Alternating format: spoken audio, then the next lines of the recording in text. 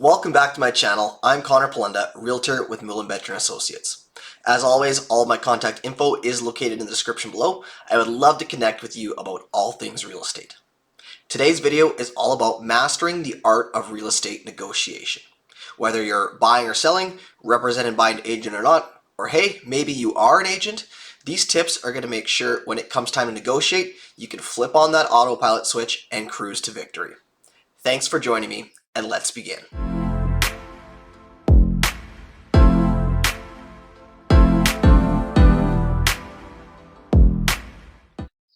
Let's start with the basics. Negotiation is a discussion aimed at reaching an agreement. In real estate, it involves a lot of give and take. You are either buying or selling, and in both scenarios, you're trying to get the best deal possible and make sure you're not on the losing end of the deal. To get you started, there are two fundamental key skills needed to master negotiating. Those being preparation and communication. You will never have success negotiating if you aren't prepared. You need to do research the market, understand the property's value, and have some goals and limits set up ahead of time. Once you're armed with all the info you need and have realistic goals and limits in place, you're now ready to communicate effectively.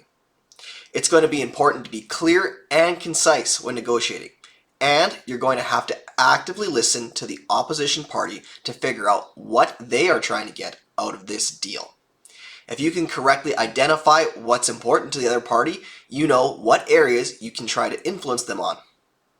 Okay, now that you've got your basic skills down, regardless of whether you're buying or selling, certain techniques can be universally applied to improve your negotiation outcomes. They are as follows. Number one, build rapport. Establish a good relationship with the other party. Without it, it's going to be awfully hard to come to an agreement. Number two, ask questions. Understand the other party's needs and motivations. Is it just simply the price, or will they be flexible in that area if you're flexible on another issue? Number three, stay calm and patient. Avoid showing too much eagerness or frustration. You want to appear to be rational and capable. Let the research you've done show and speak for you. Emotion is good, but too much can sour negotiations quickly.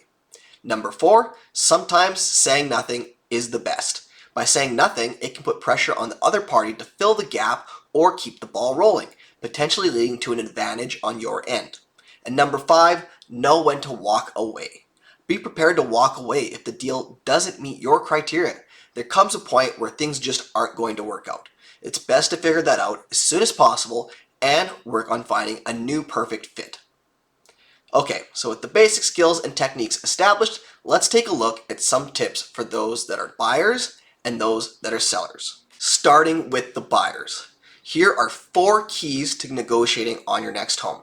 Number one, research recent sales in the area and understand the local market trends. What houses are selling for may be totally different in a different neighborhood or even a street over. There are so many factors that influence the price. You need to make sure you've honed in on the correct area and know what the situation there is.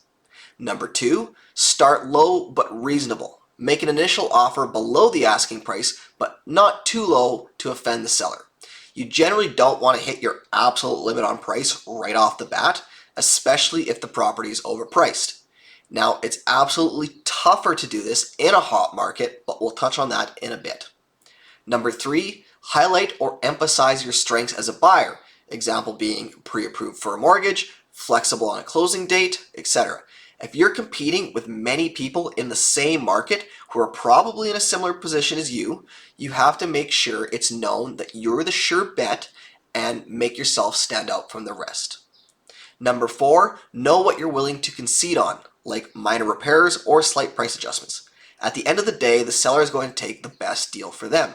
And if you're extremely rigid in your demands, you're probably going to find it tough to get a place, especially if the market is red hot. There will be enough interest in that property that the seller can just let you pass on by. Okay, so next up is our sellers. The 4 keys to your success are number one, set a competitive and realistic price based on market analysis. It won't matter if you're the best negotiator on earth if you are asking $50,000 more than you should be and everyone knows it. It's going to kill any interest in the home. Number 2, make sure your property looks its best to attract buyers. This should go without saying, but if the home is filthy or not well kept, people are going to be turned off of it. And in my experience, they aren't even likely to circle back, leaving you with no one to negotiate with. Number 3, create a competitive environment, whether that's through pricing, advertising, whatever. Make the people want to come to you. If you have a bunch of suitors lined up wanting your home, you've made your job negotiating extremely easy.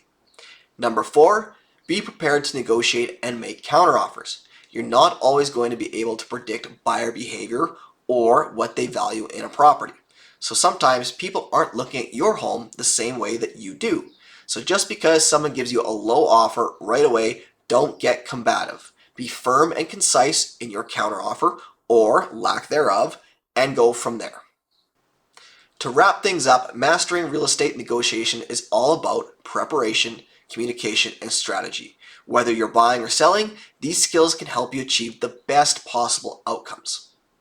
Thanks for watching, and if you have any questions or want to share your own negotiating experiences, leave a comment below.